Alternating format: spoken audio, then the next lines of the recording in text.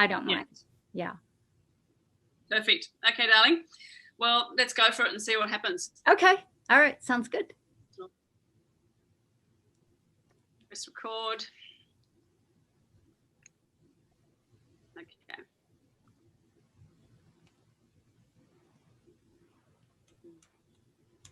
Just taking a moment.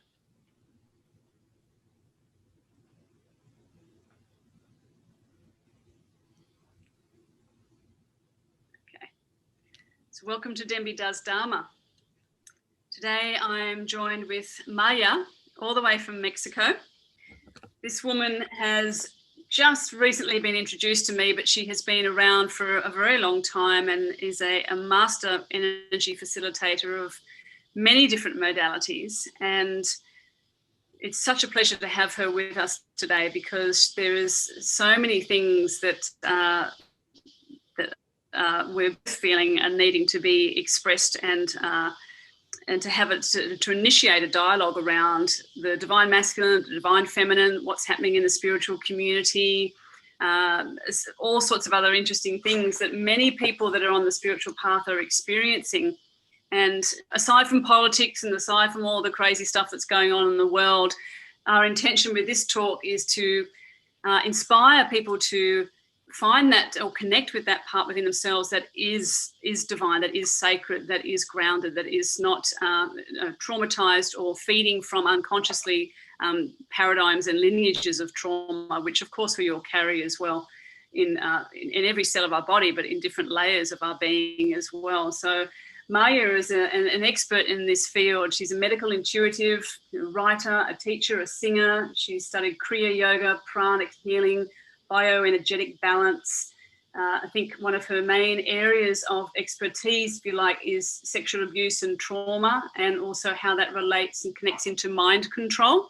And certainly talking about, the divinity, or restoring the divinity in the divine feminine, not feeding the facade that really is a lot of the new age spiritual jargon that we're seeing and that has manifested in the last couple of decades. So welcome, Marja. It's an absolute pleasure to have you today. Thank you so much, love, for inviting me. It's a pleasure to be here. And I'm actually in the United States, in New Mexico, in the Southwest, and I'm at about 7,000 feet elevation, and it is cold winter here. So, yeah, so I wanted to mention that, because Mexico, everybody's warm in Mexico. I wish I was there, frankly, because it's very warm there and I could use some warmth instead of this, very cold, blasting air in my face. But that being said, I am where I'm at. So thank you so much.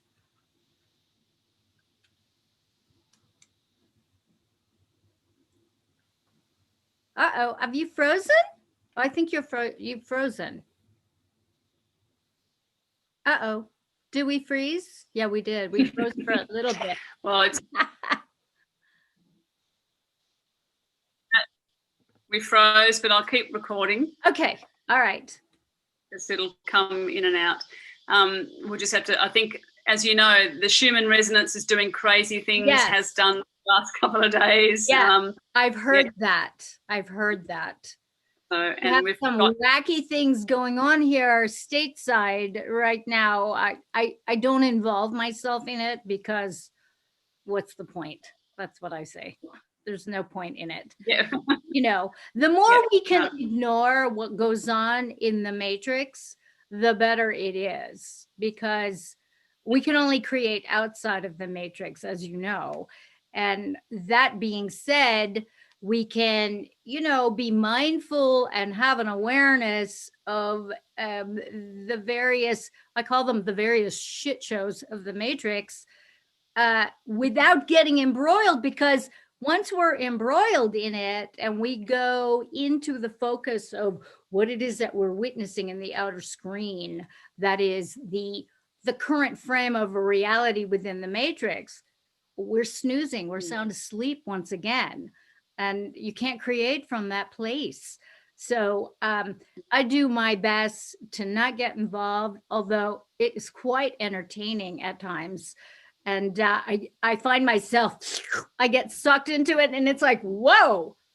And I got to wake myself up, and I have to like pull myself out of there and, you know, focus in on my attention and notice where it's at, because it's too easy to get embroiled in whatever world drama is going on.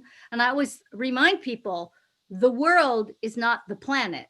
The world is the matrix. The planet is a whole different vibe. It's a whole different scene. And we really need to have that awareness that there is a difference between the world and the planet. Definitely. For those who are listening, I mean, I understand. I speak your language, obviously, definitely. Yes, you do. And everything, you know, makes sense. So, but for a lot of people listening and people who are still not embodied or aware, can you explain your take on what the Matrix is? Because most people are familiar with the movie The Matrix, yes. and Keanu yes. Reeves, etc. Well, and we hear it get. So, what is your take on that? The movie, we're going to set aside the movie, because the movie is actually a really fantastic introduction to the sort of basic flavor of what the Matrix is. However, going along with the movie, it is actually quite deceptive, because what they're endeavoring to get us to do is fight within the Matrix. And you can't, because if you're paying attention in the movie, it's a construct that repeats itself over and over and over and over again, because wow, I snoozed and I was in the Matrix. So what I like to focus on is where the attention is, where your attention is, because your attention is either in the Matrix or it's outside of the Matrix. And there are two attention centers for the Matrix. There's the outer screen, and that is what you are witnessing in the world at large, okay? Whether it's the political scene, to jab or not to jab, to fight or not to fight, to be in this party or that party or whatever, to hate men or not hate men. It is a divide and conquer agenda that is constant.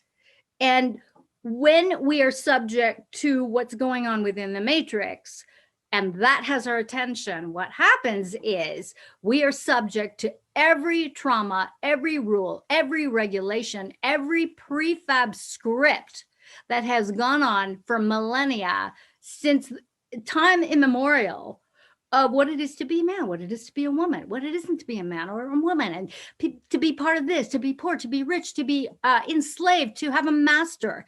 It is nonstop. And the other screen that involves the Matrix is the inner screen. It's the shit that goes on in our heads based on what we're tripping out on, based on what we're witnessing. When we're up here, we're sound asleep. So those are the 2 points of the Matrix affecting humanity that keeps us asleep and keeps us entrenched and enslaved in that he said, we said, they said. I mean, just this craziness that goes on.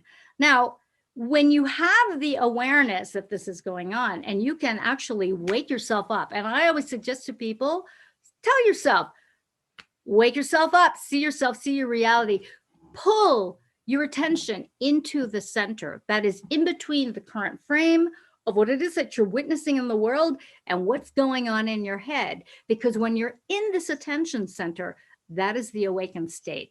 That's what it means to be awake. And in this awakened state, you can actually witness the outer screen, the current frame of reality that's going on in your world within the Matrix. And you can also witness the stuff going on in your head. But the moment you get embroiled in the outer screen, the current frame of reality, or what's going on in your head, you're snoozing. So this new age, I call it new age bullshit, that when you're spiritually awake, your life is going to be perfect. Everything is going to be heavenly. You're not going to have any troubles. It's nonsense, because waking up, spiritually being awakened, is not a one-off event. And we're tricked into believing that it's one-off events. And I've seen these fake gurus where they're just kind of like this. They have the stupid look on their face. Would they be able to do anything out in the world? Of course not. They wouldn't, which is why they have an entourage of people. It's nonsense to me. And, you know, I get a lot of hate for saying that, but it's just like, it's my opinion and it doesn't matter. It's neither here nor there. But the question is that we need to ask ourselves is, who owns my attention? What owns my attention? Is it the matrix or do I own my attention? And it's just practice over and over and over and over and over again. And I retell this story because when we're driving, when I'm driving in particular, I think I'm awake. I mean, that's the first thing I do when I get in the car. I wake myself up, see reality. I'm driving. And then I find myself enthralled because I live in beauty, where all of a sudden I have been enmeshed in the outer screen of beauty and careening, stomping on my brakes to avoid rear-ending the person in front of me that stopped at a light because I fell asleep, even though I thought I was awake. And that's the tricky part, is that I always say, when you start playing with your awareness center to notice every time you get ready to do something, whether it's a phone call, writing a text, going through email, writing a check, getting in your car, pumping petrol, or whatever it is, that you wake yourself up. Otherwise, a lot of the times you realize, oh shit, it's too late. It's too late because I've been snoozing. I mean, that's how tricky it is. So we can have fun with it at the same time, because I think a lot of the sort of spiritual awakening pressures, which leads to spiritually bypassing stuff, is this, I think it's the mind control from New Age BS, that it's a one-off event. It's not. It's not a one-off event. It is constant. It's constant. It's continuous, you know, and it's easy to catch yourself snoozing. And that's a good thing, because the practice of catching ourselves snoozing is actually, I think it really lends itself to cultivating self-love and self-acceptance and accepting our humanity. And so I really, I try to be gentle, you know, and of course I have a sarcastic sense of humor, so I can go there too. But I have my tender moments where it's just like, oh my God, I keep falling asleep because of certain triggers. And that, I think the word trigger is a really important, I think it's an important reminder that the moment you get triggered about something, pay attention, because you're in danger of going unconscious. You're in danger of going unconscious and falling into these pre-scripted modalities of victimhood, feeling offended, wanting to bash somebody's opinion in, or enact violence, have this reactivity to whatever it is. It could even be to your own sensitivities. So, you know, it's a free-for-all when it comes to paying attention to what it is that you're paying attention to.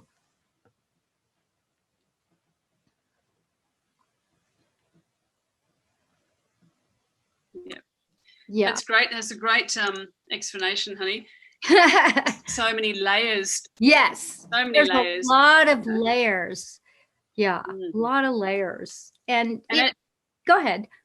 As I say, as you're saying that, and being this, you know, working with trauma as you do, we're all carrying trauma to varying degrees. I think just as a species, as individuals, you know, we've all got something. Obviously, a lot of people have bucket loads of trauma that's very, very intense, and others, you know, on the sliding scale of 0 to 10, you know, you can sort of gauge, you know, childhood trauma and abuse and sexual abuse and those, and mental abuse, etc. But we're all carrying something in some form. So I'm wondering when we say, and as you said so beautifully there, that, you know, we're either watching the movie or we're in the movie, and even on a larger scale, I think we are all still participating in this big movie as a collective altogether. So we've got our individual trauma, we've got the collective trauma that we're carrying on behalf of our tribes and our various groups, various races even as well, even though, of course, we're all one race and we're one spiritual collective altogether, aside from breed, sexuality, etc.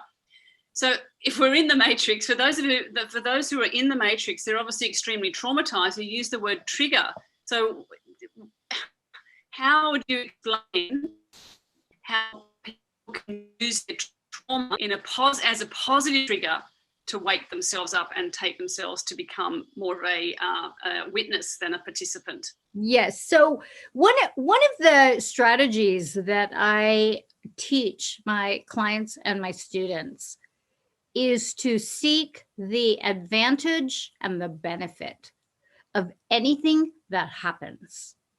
And that's very tricky. It's very tricky, especially like I work with very traumatized people who are survivors of trafficking and pedophilia and satanic ritual abuse. Now, a lot of people are going to say, well, that's fake news. No, actually, it's not.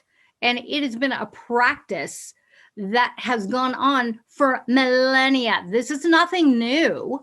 It's just that we are all, media driven, we're media bombarded, and we have a lot of propagandists worldwide that are owned by major conglomerates that are endeavoring to set the tone to deceive humanity. So seeking the advantage and the benefit, even if it's just a little tiny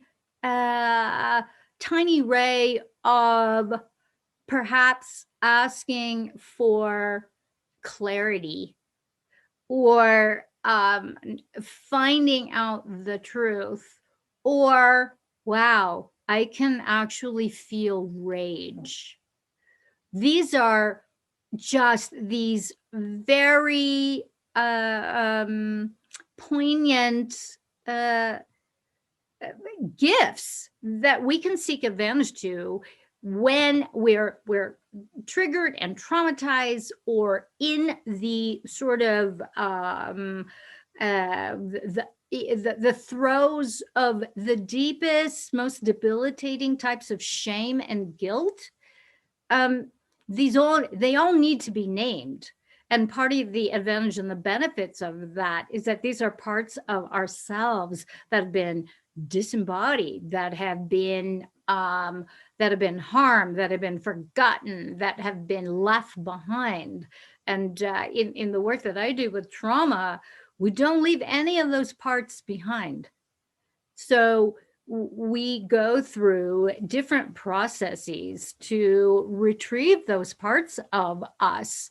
So it requires us the ability to be in an awakened state and to be able to waltz in and out of the matrix awake, utilizing all of the prefab scripts within the matrix to work with the trauma that is still holding the person or holding the various parts of someone's psyche, someone's energy body, someone's emotional, mental body, and retrieve those parts back. So it's a very, very tender, loving, slow process. And I hear from these healers, well, she cleared that in like that, and I'm like, no, she didn't. I'm so sorry. I don't buy that.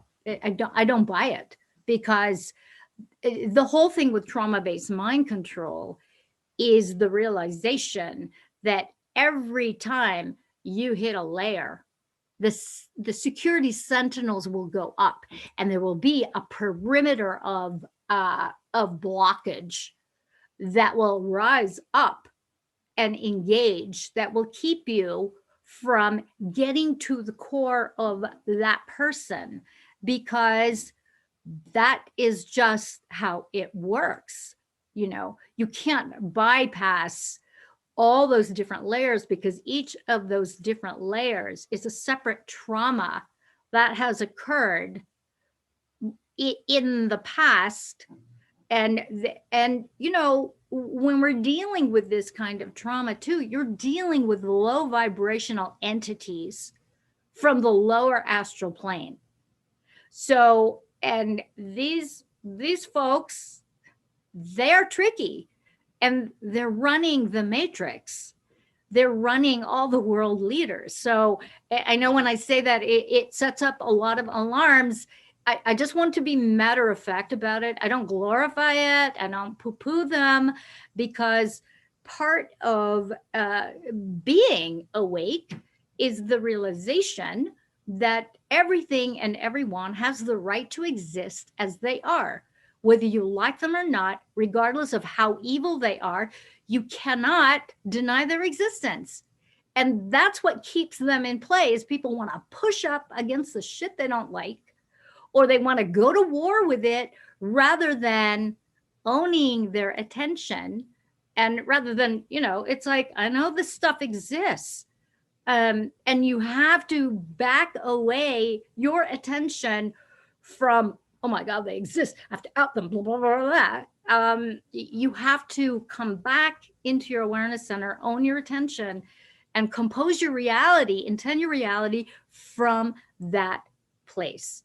And the reason why you have to do that, and I've learned this the hard way, is that the more you push up against stuff. Now, I've been at this for decades. And I used to think that it was my moral obligation to out pedophilia, out the Satanists, go up against the system, and F the goober. I call them goobermans. I'm very cheeky in my language now, because I don't want to invoke the sort of balancing forces and excess potentials. And this is key in the trauma deactivation work. And also, it's part of the key to waking up, is that especially, we were talking about the 3D, 4D, 5D, all that kind of stuff. The matrix is basically 3D. It's all about that. And then the disclosure, I call it the truth and freedom movement, the truthers. I make fun of them. I make fun of everything. I make fun of myself. So, but that whole disclosure thing, I mean, that's great.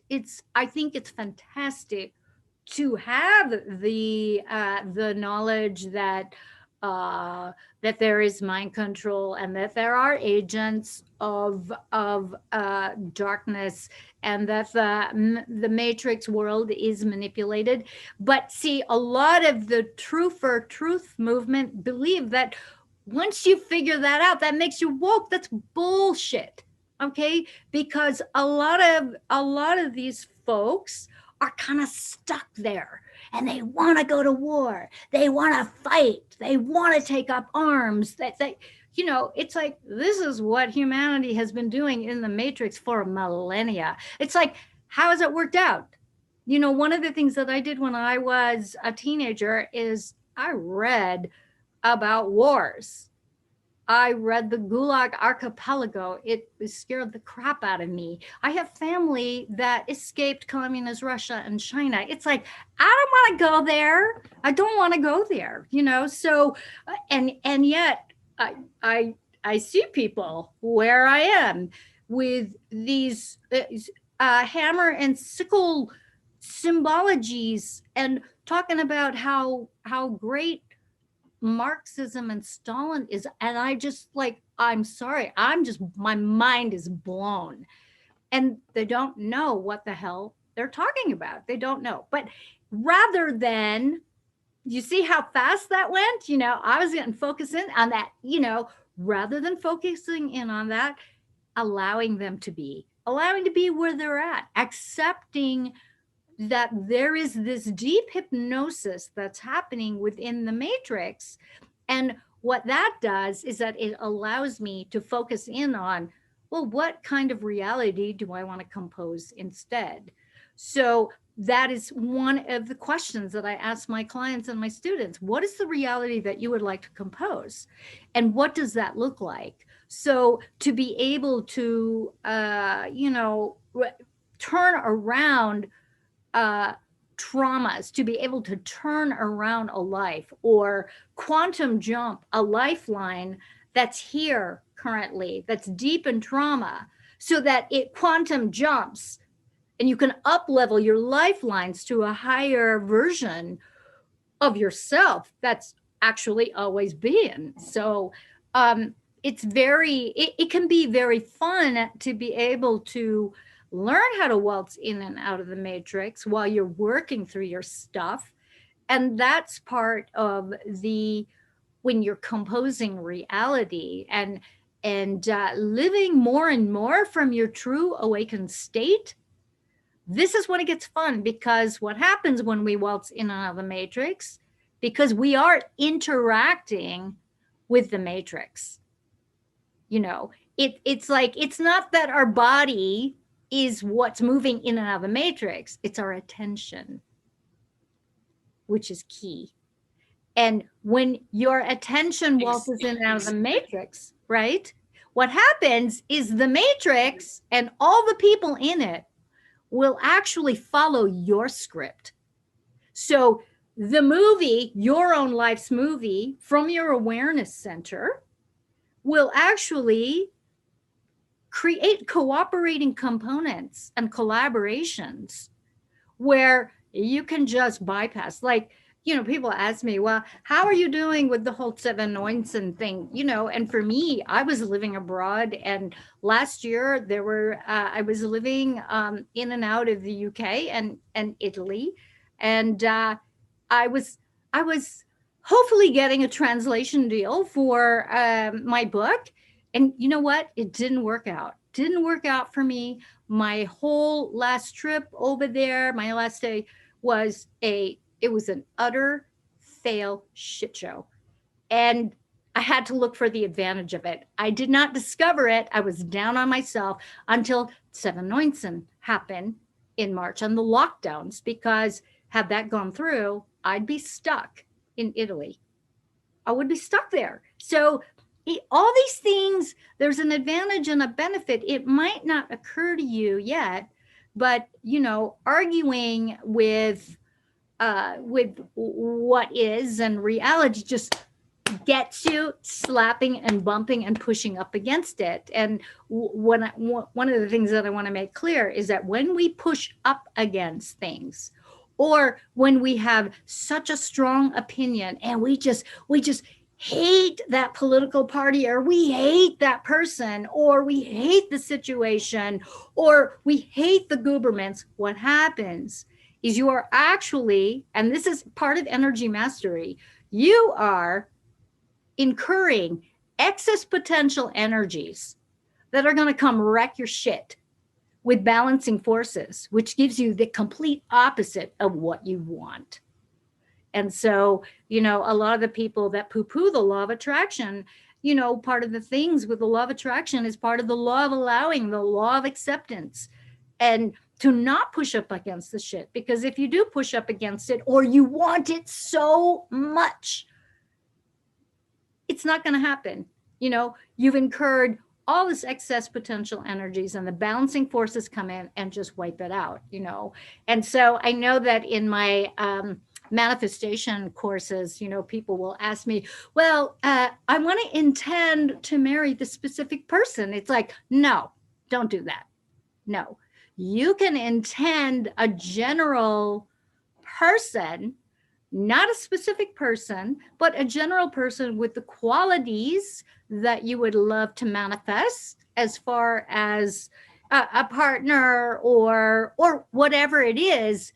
But the moment you get specific in terms of looks and what will happen, the excess potential energies come flying into your mix.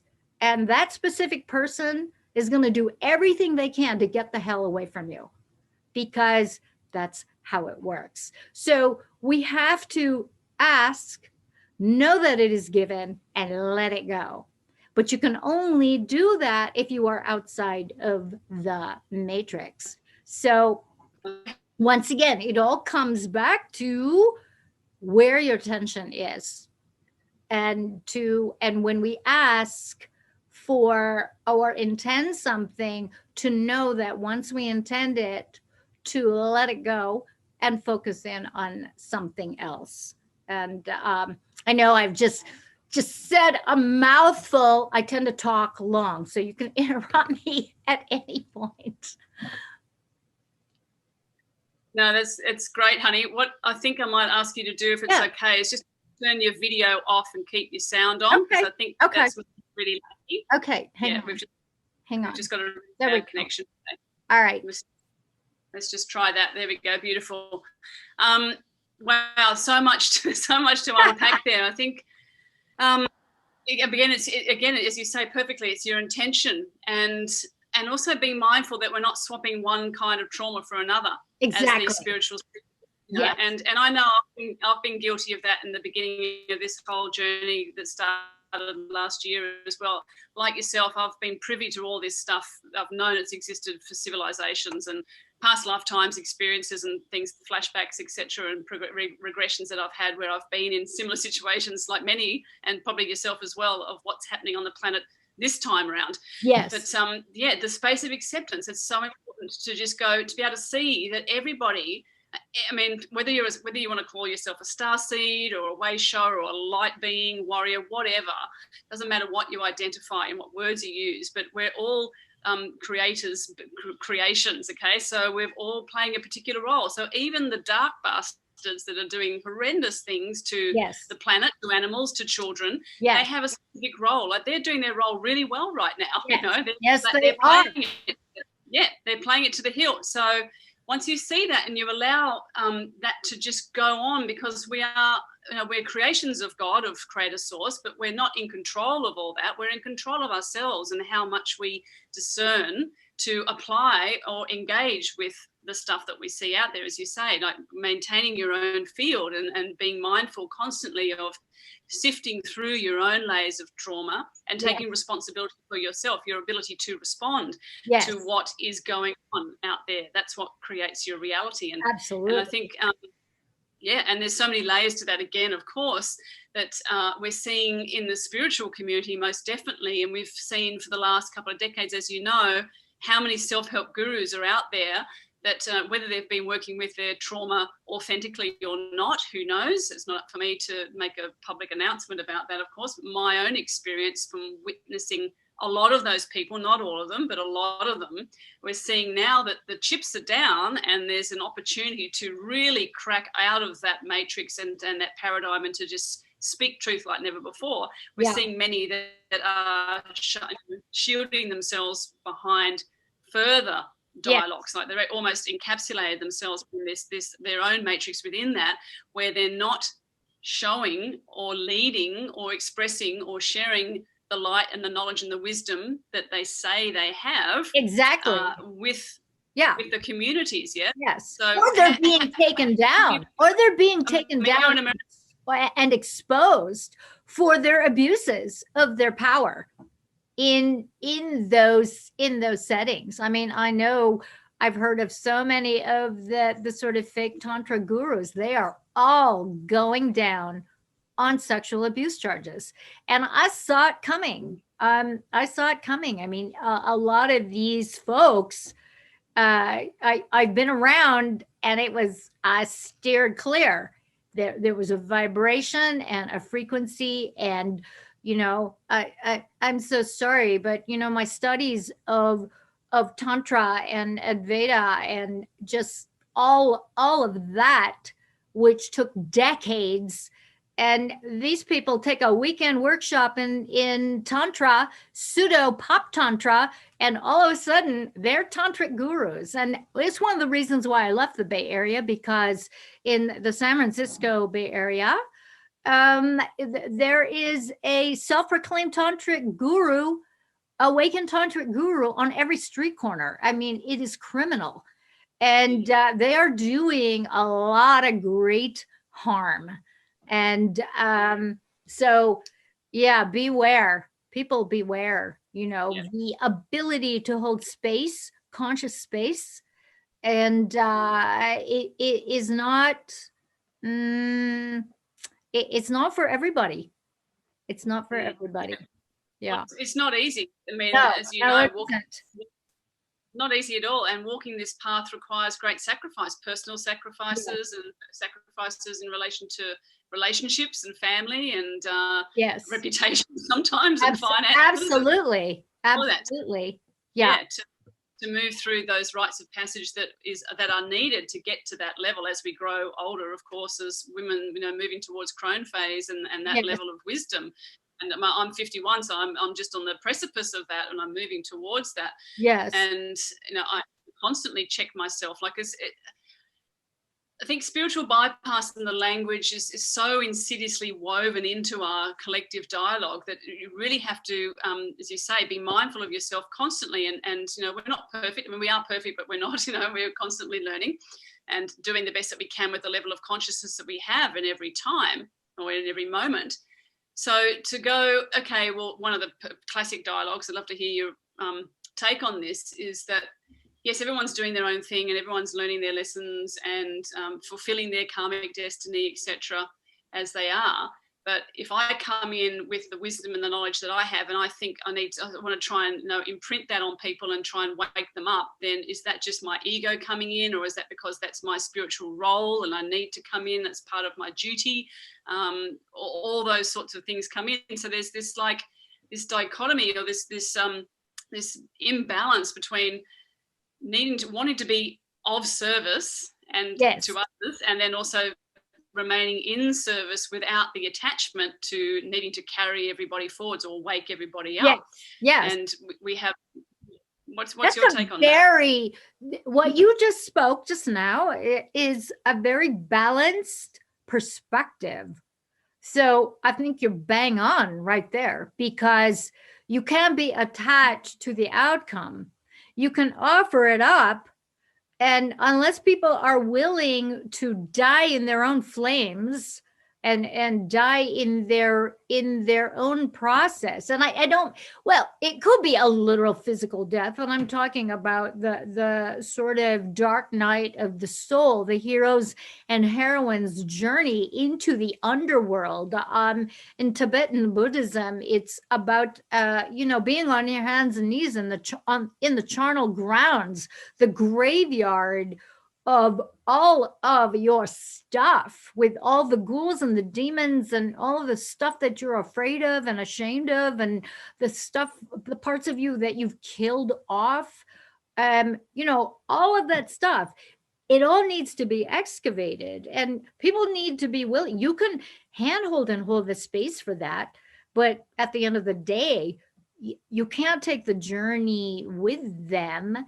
You can wait on the other side and be there. You can also, call out for directions, which I think is actually quite appropriate in some of the work that we do, because some of these traumas are they're very, very, very deep. I know that for myself in some of the work that I've done, particularly with survivors of rape camps. I mean, we're talking serious, I mean, just the worst of the worst of the worst of human atrocities. And these people are so traumatized, you can't even be in the same room with them to speak with them. And so even a Skype call or a Zoom call would be too invasive. So I can remember with some of the work that I did on sites, at halfway houses, all over the world, just sitting up against a wall in the other room and speaking through the walls to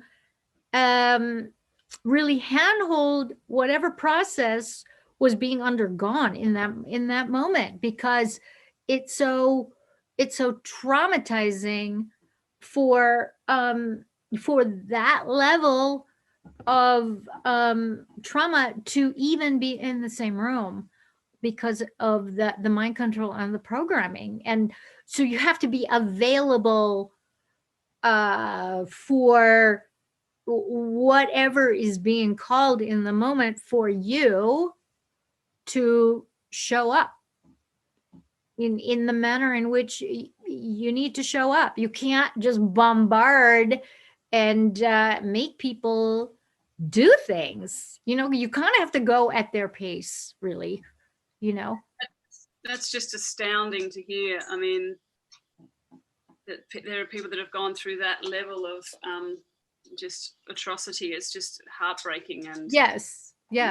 And then how do you, like, how do you explain that one around to, like, oh, it's my karmic choice? Because if we have that spiritual 101 belief that we all came here to this plane to work on our karmic keys and to evolve our soul, and we tick certain boxes to say, yes, I'm going to experience this, that, and the next in this lifetime, then if you adhere to that principle, and then you hear stories like that where there are people that have been through things that we can't even imagine, and yet you've got to go, well, they've chosen that. I mean, people listening to this who are obviously experienced trauma or know people would be like, that's just that's spiritual bypass. That's absolute utter bullshit. How dare you say that? I mean, how do we reconcile well, whilst and a lot of people can say that. I've had well, for myself, it's definitely a calling.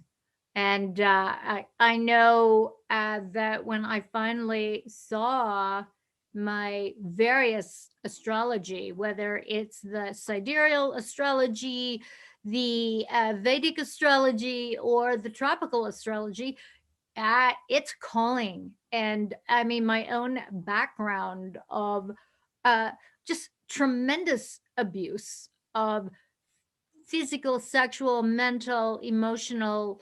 I was raised by a narcissist, psychopathic, man-hating woman, and who was also bipolar. So either she was trying to kill me or trying to get me to take care of her. So it was very, it was very confusing and a very chaotic way to live, and to also be manhandled by all the men from the moment I was even aware. So and it's funny that I share this because in many ways all of that abuse as well was a calling, because on the inside of my right inner thigh is a birthmark, and when I was a little girl it resembled this giant penis with a giant head that was pointing to my yoni. I mean, you can't make it up.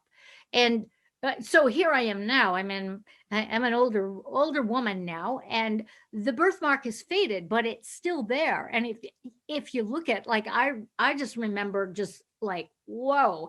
And of course, my tribe treated me like I was destined for that.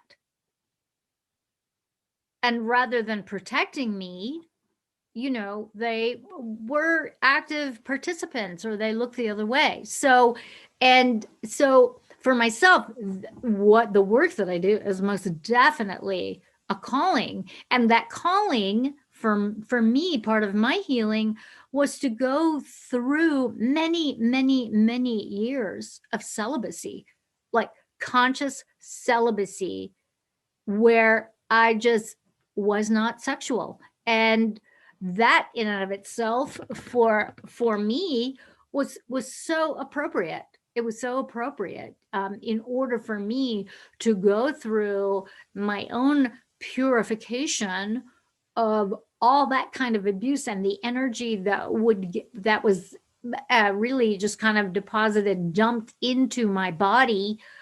And as you know, when we are engaged in sexual activity, there is an energy exchange between all the participants, and between all the people they have been with as well, and so on and so on. So the mathematical number.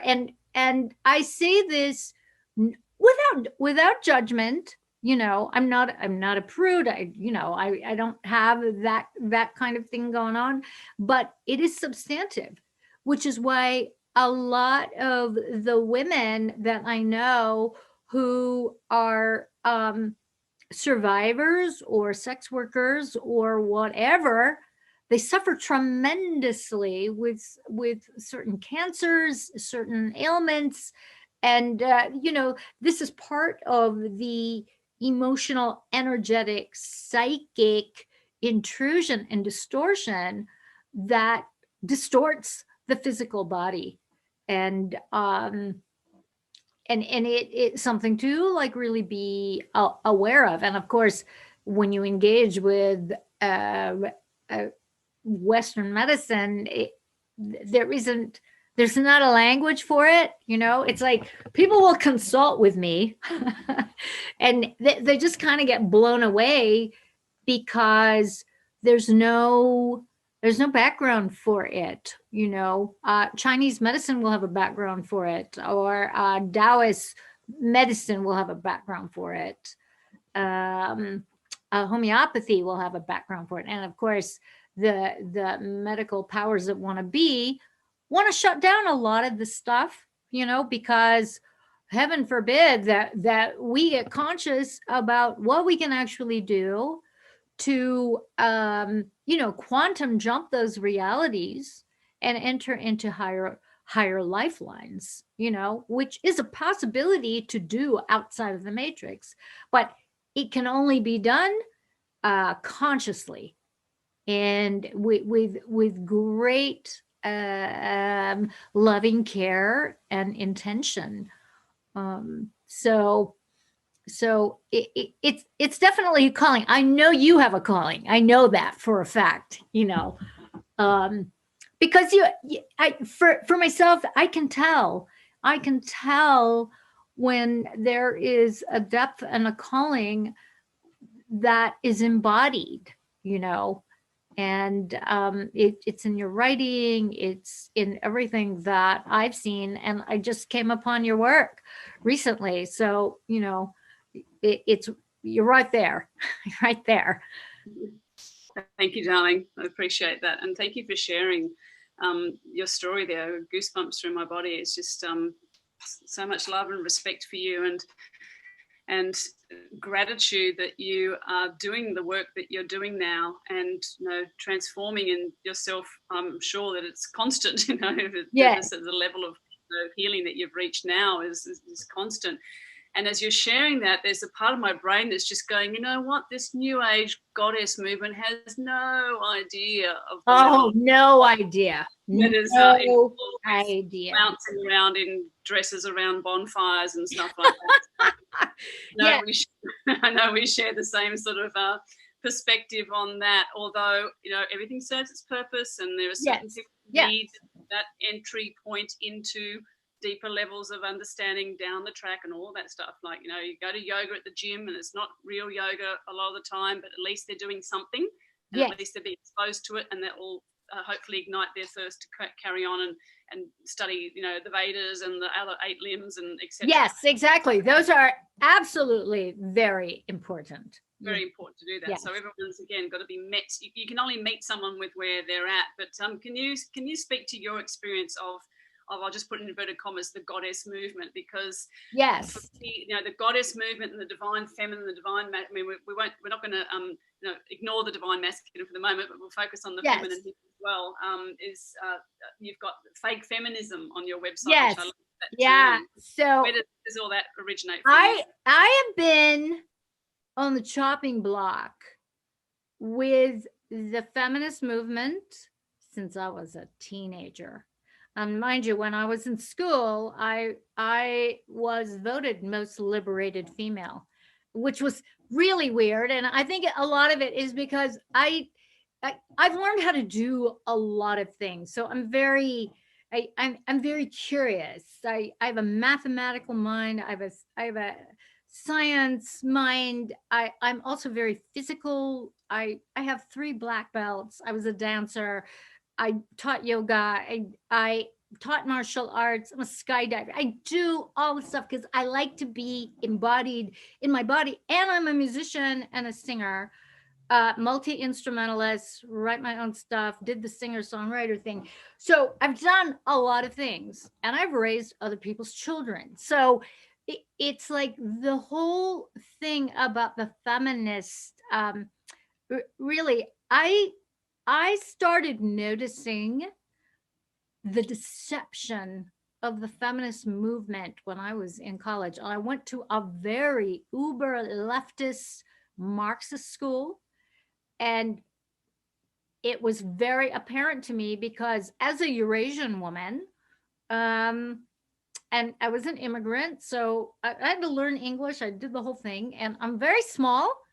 So 5 feet tall, I weigh 86 pounds. I don't know what that is. And anyways, but long story short, I just remember coming in and being invited to the women's studies program. So they were basically, the school was endeavoring to attract people who were in the sciences, and which I was in the astronomy and physics department. And so I was like, hey, why not, and very, very strong. But what I noticed was, and I'd already read the Gulag Archipelago, so I was primed for this stuff. And I started noticing, wow, there is this real push for me to like embody my victimhood. And they, these women, and they were middle-aged white women, with these sort of nothing degrees in, like, stuff you couldn't do anything with, no marketable skills. And so I have a lot of respect for women, but I know bullshit when I hear it. And so with this whiny kind of thing, and then having it projected onto me, oh, you poor thing, a big bad man. I'm like going, are you kidding? I took him down in 3 moves. It's that kind of stuff. It's like, no, I'm not a victim. And this was during the Vietnam War, so people, they were. I've had a lot of expletives hurled at me. I don't care. I don't take it personally. It's like, it's not my problem. They're just, people are just ignorant. They're going to do what they're going to do. It's not about me. They don't even know who I am. So I don't take that on. But these women were like constantly trying to drive their point that as a petite Eurasian woman, I'm oppressed, and it's white men doing this, and they've done all the damage in the world. And I'm rolling my eyes because it's like, oh my God.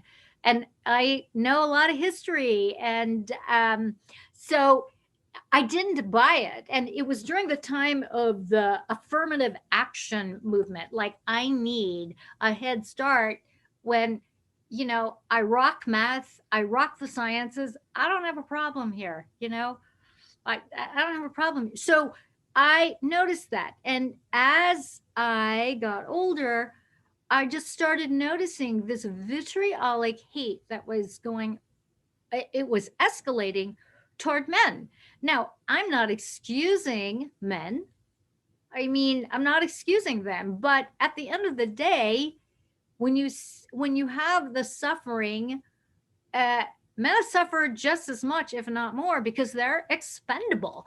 They are in jobs, they are in situations that women would never, ever do. So to cart them off, as this, because they have penises, they're all rapists. That is as absurd as saying believe all women. So that's kind of where I'm at. So I get a lot of hate for that.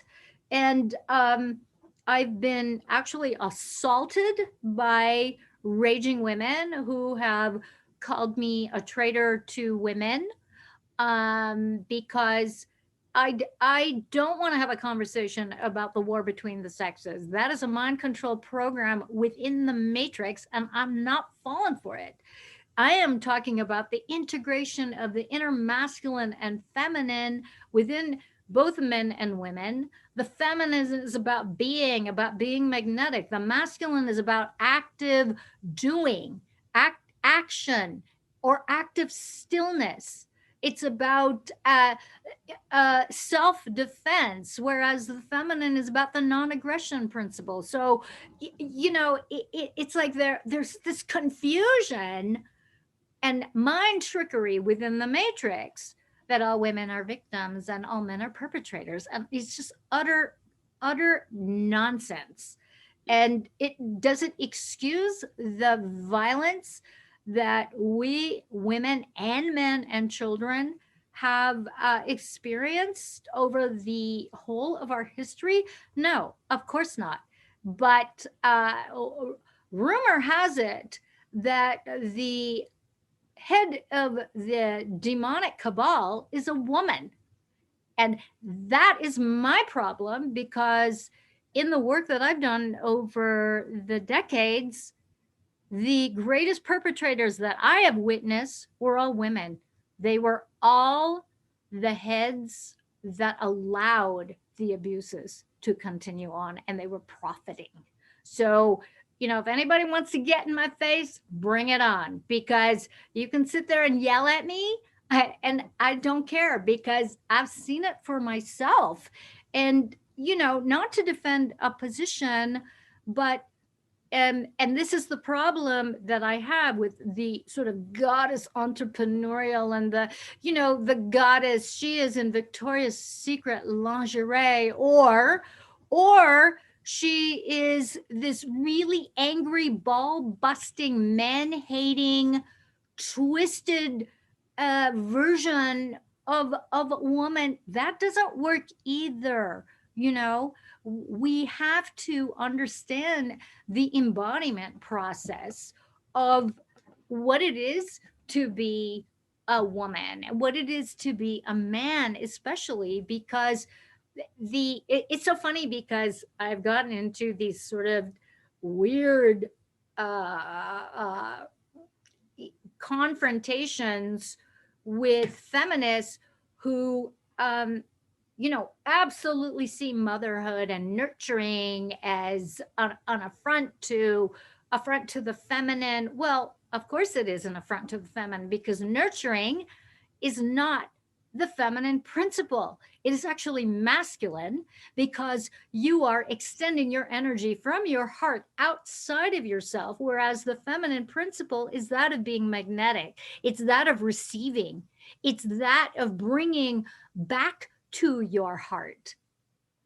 And so this misunderstanding of the masculine and feminine dynamic is part of the problem, but it irritates, it makes a lot of these goddess entrepreneurial groups come after me, where they literally want my head on a platter, because it's like, get that woman. And I have been disinvited from speaking things. I've been booed off stage.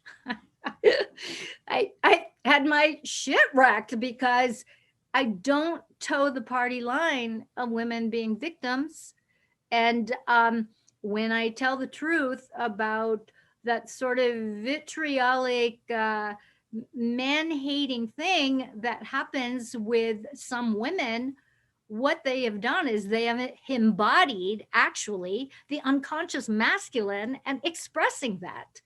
And no one wants to hear that, especially in those fluffy, we're just going to wear these fluffy dresses. And, I don't relate. Yeah. No, it's almost like I just can't even. I totally agree with that. It's whether it's a generational thing, whether it's part of the millennial movement or not, who knows? But I mean, yeah. I mean, apparently there are more female serial killers than yes. that are actually reported. Than they eat their own. I mean, it's shocking, actually. And then when you actually do the statistics of rape, the statistics between the rape of men and women, almost the same. So I mean, hello.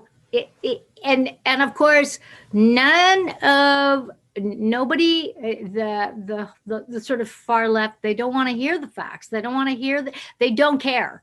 They don't care what's factual. But, just let's just weaponize feelings and weaponize woundology and, activate our right to be offended and to enact retribution and violence upon anybody with impunity. It's ridiculous. It's weaponizing the sexes against one another. Yes. Because Yes. It's the battle of the sexes that yes. quote. And the Matrix wins because the demons that have set this up, the powers that want to be, they take their orders from these low entity demons. And, so the whole blood ritualized sacrifices that nobody wants to talk about, this is part of what weaponizes the war of the sexes, because they don't have to do anything. They just set it up. They sit back in their riches, in their castles, in their unbelievable spreads of amassed wealth, and they watch regular human beings tear each other apart, and they celebrate it. Like right now, there is an exchange of obscene wealth going on during this whole Seven Noinson thing right now as we are talking. It's again, layer upper layer upper layer. It's unfathomable, and your brain sort of gets to a point where you just go, I can't even comprehend it. Which is why it's important. It's important to wake yourself up the moment you feel yourself slipping, the moment there is an identification with what is going on in the matrix, to come back to center and compose the reality that you want for yourself. And people say, well, that's so selfish and Pollyanna. Well, good. More of that, please. Well, selfishness is, the actual, I see this anyway, the vibration of selfish is on a bandwidth. At one end, you've got selfish, which is like, well, I stuff everybody, I don't care about anybody else, it's all about me. And at the other end of selfish, you've got self-love, self-care. Exactly. Putting yourself first and understand that when you love yourself, then you're able to look out for others. And we've been conditioned to go the other end, of course, by all these entities that have, that people like ourselves who've been doing this work, not just being practitioners of different sorts for a certain amount of time, like decades, but we've actually been doing the work on ourselves. Exactly. Now, we would have had these conversations with our friends and our peers and our brothers and sisters on the same page 10, 20, 30 years ago.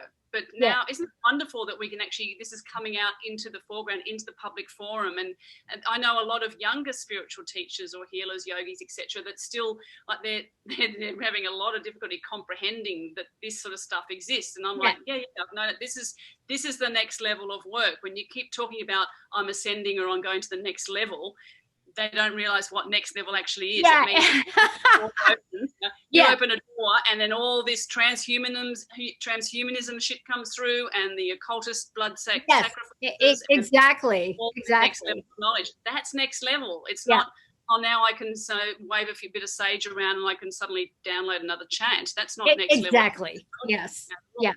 And as you well know too, this whole battle of the sexes and what you experienced as a young girl with those people at college, which is just hilarious. Like, I would roll my eyes and go, oh, here it comes. Yeah, to be a fly on the wall back then with you.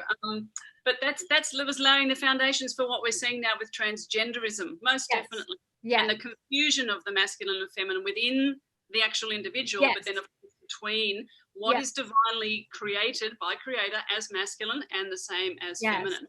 And the bastardization that we're seeing now with, again, the next level of agenda, where that is going to. I mean, this is stuff that is splitting the community. Absolutely. And that is what it is meant to do, because so long as we remain divided, we can be easily culled by the powers that want to be within the matrix.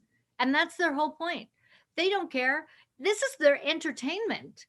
They don't care about the planet. They're not human. So, when you're not human, you don't need good air to breathe. You don't need to do any of that stuff. You can do whatever you want. And too many humans are are being seduced by the promise of fame and obscene wealth and fortune and all that kind of stuff, or they're just power hungry for domination over another.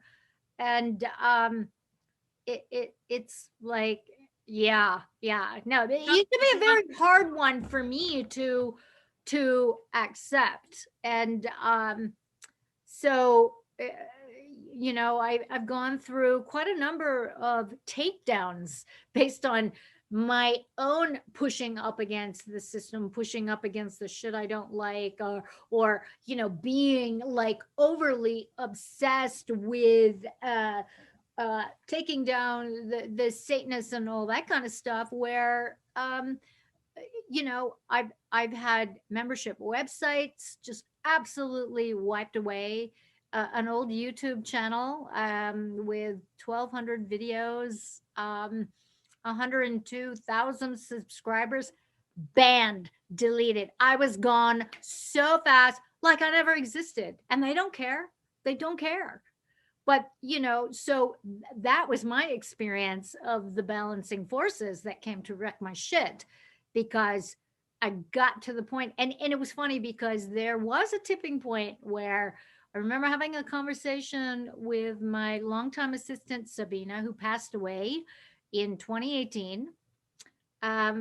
We were just kind of like a little hesitant, and she says, well, I'm a little hesitant to upload this, but and I go, let's do it. And in less than 16 hours, less than 24 hours, we were gone. It was just, that's testament that you're doing the right thing. That it's like, that's it, lady, exactly. no So more. not that we want that. Yeah, exactly. It's like, oh, well, okay, I didn't want that to happen, but that just is valid. And the website going down. So here I am, I've got this new YouTube channel that I started last year around this time. So we just started our second season on Tuesday. So I just uploaded the Friday's video today, right before we met. And it's so funny because here it is. I don't even know if I have 400 subscribers on this channel. It's called Love, Truth, and Beauty. I have a strike against it already based on Sevenoinson. Why? Because I mentioned that vitamin C was a virus killer, and they came after me and they said, you can't say that because it's not true. And I'm like, I know, that's just astounding. And so much for Linus Pauling's work. And also I talked about vitamin D and being out in the sun, and it's like, wowie. And I was also told that I could not say that you could raise your immune system with good food and good nutrition. That's not a surprise, my love, because I mean, you're not the only person that said that to me, and that you've heard spoken to others as well, that this is not about a virus, this is not about our health, this is about an agenda that has multi-tiers to it. Yes. Everybody goes onto the World Economic Forum's website and looks at that sustainability plan that is layered with about 200 different layers. It's like mind-boggling. That is mind-boggling. That this is not something that has just been conjured up by a group of intelligentsia because something was released last year or created exactly. It works for a long time. And I think those really simple things of like recognizing the extremity of censorship that's happening now, that surely even the most again unaware disembodied person might, oh, that's a bit concerning. Why would they do that? And it has been, and this is what is very disturbing about the powers that want to be. And, there's sort of enslavement to the ones that are actually barking up the orders, because they play the long game. This long game has been happening for millennia. Okay. And every now and again, there's an uprising. If there's enough humans that are on the verge of awakening or figured out how to waltz in and out of the matrix, and there's this upsurgence. And here we are again. It's on repeat. And so we're at a very, this is a very poignant, I think, moment in time, because there's more of us. There's more of us that are like willing at our own peril to come out and really start sharing some useful information based on the reach of the web. And so hopefully we're going to be able to, create this rampant seeding of exiting the matrix, as I say, en masse, where there's just more and more and more of us willing to learn the skill sets. And the skill sets are easy.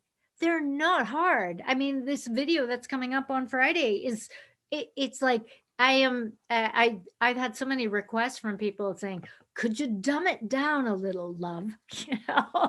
Because I know I speak a lot, and I'll have notes in front of on my computer, and I just it's like I lose it. I lose it and I just go off, and before I know it, it's like, oh shit, okay, I meant that to be 5 minutes, and now it's 45 minutes. Oh my God. So it's not that bad now. It's 10. And then you go, oh, did I say that out loud? I did. Yes. Yes. But I warn people. I warn people on my channel. I tell them I have a potty mouth. So, we have to just bear witness to it. I think everyone's adults. They can discern, they can take a few expletives here. Certainly everyone that would normally have sworn through 2020. Yes. Loose a few without realizing it, most definitely. Yes, exactly. Yeah. Don't ever change that about yourself, darling, at all, please. It's too late. I always tell people, look, it's too late. I'm over 60. Yeah. It's not going to happen. That's perfect. Look, I really wanted to talk. We're going to have to talk again for sure. I think there's a series in these conversations, most definitely. But one of the main things that I really wanted to get your take on was walk-ins, as we talked about before we started this chat. Walk-ins, and then walk-ins versus possessions, entity possessions, etc. What's your experience with that? So, well, I have a personal experience of it. I don't know if I want to talk about it now, but I've met actually quite a number of people over the years who and I've seen the photos of before and after, and I feel like there's something to it. And what I'm noticing that is the common thread in these walk-ins is that there is a marked 180 in terms of the life that they lead, and even remarkable is the change in body type that I've seen in some of these walk-in cases. Now, I really believe that they are, I feel like they are all in agreement, that this is an agreed situation that is perhaps before the lifetime, or at the sort of juncture of extreme either debilitation or extreme, our comrades didn't show up this lifetime, it's time to abort the mission, that sort of thing. I mean, I'm being flippant about it, but that's the other thing that I have seen. And it's very like the walk-ins that I've witnessed are very purposeful, where there is a definitive mission, a definitive call to action, so to speak, in the life stream and the lifeline that is like, I mean, you can't make it up, where all of a sudden you wake up and you're a completely different person and you're leaving your children and your family behind because there's something else. And from the people that I know who've undergone this process, myself included, there was definitely a marked difference in terms of the former relationships and then the relationships that came about afterwards. So that was really kind of a trip in many ways.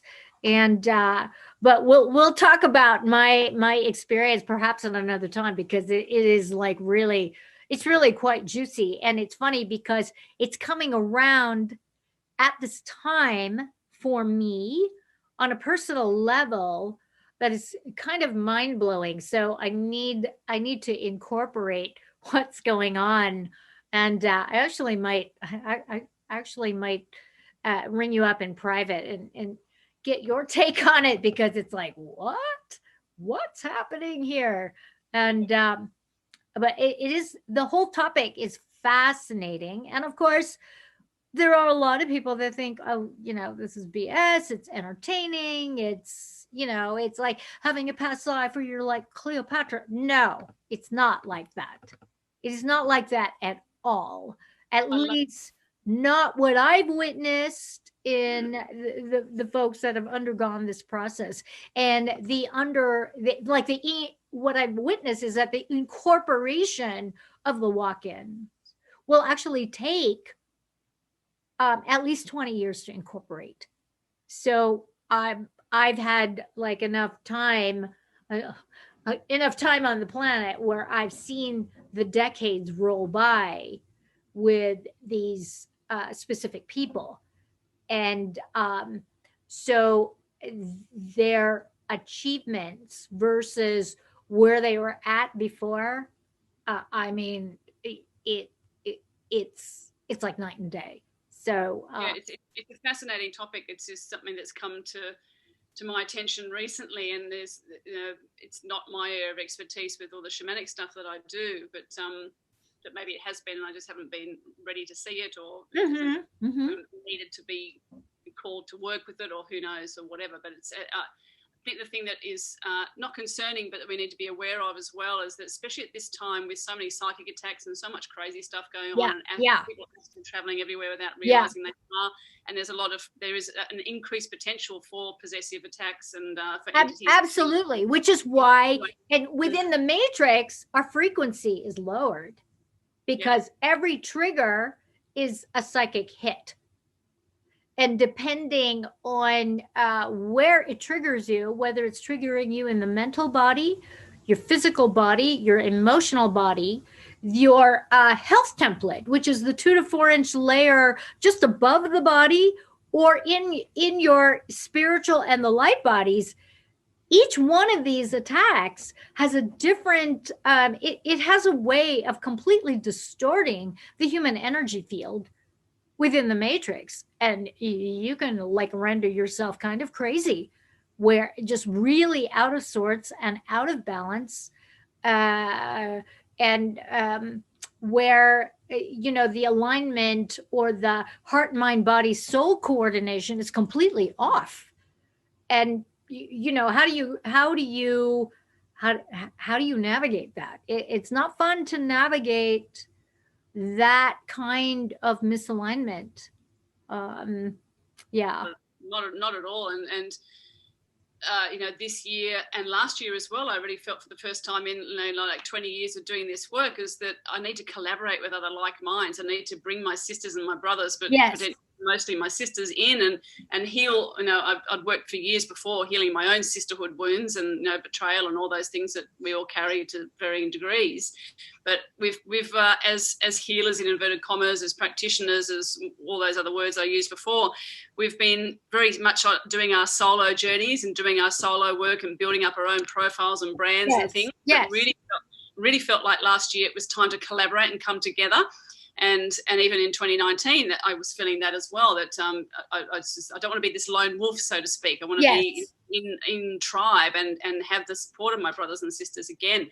And there's no coincidences, of course, as you know, in the world. So there was a reason for that, because we need each other now. We need to bring all of our we need to be inclusive, and we need to bring all of our individual gifts and strengths and powers together now to fight this spiritual battle, basically. Absolutely. And that is exactly what it is. And the spiritual battle, and this is the sort of difference between the movie The Matrix and being out of the Matrix, is that you cannot do the spiritual battle within the Matrix. You cannot, because you are subject to all the prefab scripts and all the bad actors and all the forgeries. You have to be outside of the Matrix to co-create, and I call it repopulating the true organic creative universe, the true quantum field that we're meant to be. This is where we truly create and move formless into form,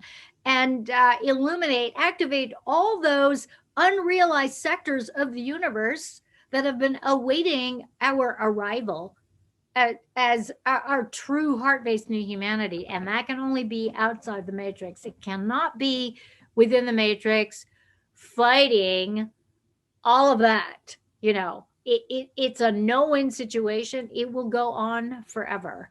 Yeah. If you're wallowing in the shit, you can't see that you're in it. Exactly. You can't even smell yourself, actually. So it's like, God, you stink, man. Get out, have a shower, clean yourself off, and then turn around and go, oh, is that what I've been hanging out in for the last however long? Yeah, exactly.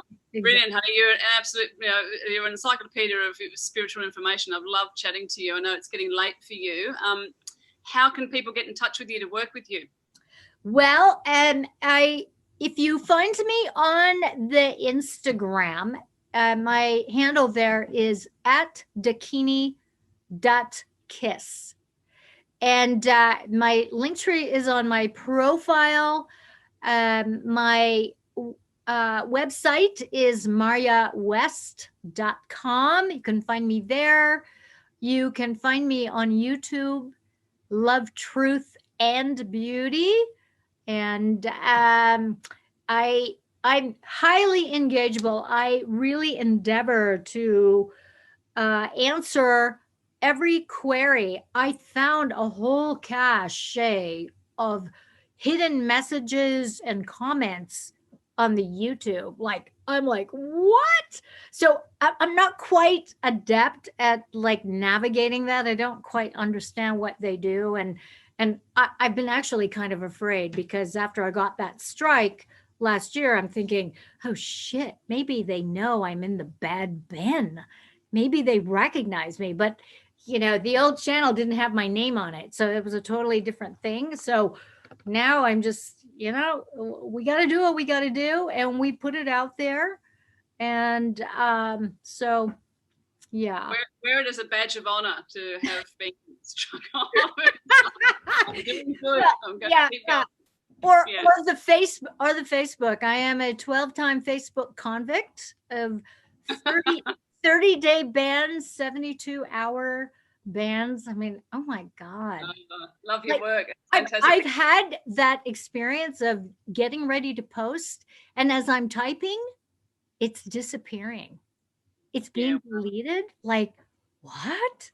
So I'm hardly on the Facebook, other than to post my YouTube videos. That's and cat things. That's all I'm doing, because I've just gotten in so much trouble over there. It's just I'm surprised that I haven't been. I've had one warning in the couple of years that I've been speaking out and more actively. And oh, that's good. I'm surprised. I think I've either got such powerful shielding expertise. That's awesome. Someone's orchestrating that, but I think there's a lot of us that will be weaning ourselves off this platform or those platforms and going back, as I've been saying for a while, to old school and to actually communicating with people through text and phone and conversations and emails and things, just given what's obviously appropriate and that still allows you to reach more people and support more absolutely. But I think we're going to see the collapse of social media as part of that matrix again, as you say, and it's part of that platform and that whole paradigm that's crumbling. It just doesn't serve. So, we use it to our advantage for as long as we can, and then Absolutely. we'll adapt, we'll evolve, and beyond. And that's the great thing about human nature, is that we are programmable, which means we're deprogrammable, which means that we are very pliable, and we can adjust, we can evolve. Beautiful. And it's a perfect note to end on, sweetheart. Thank you so much for joining me. You're welcome, my love. You're welcome, my love. Have a good day. You too. Well, I'm sure we'll talk again soon. Okay, sounds good. Bye-bye. Ciao. Bye-bye.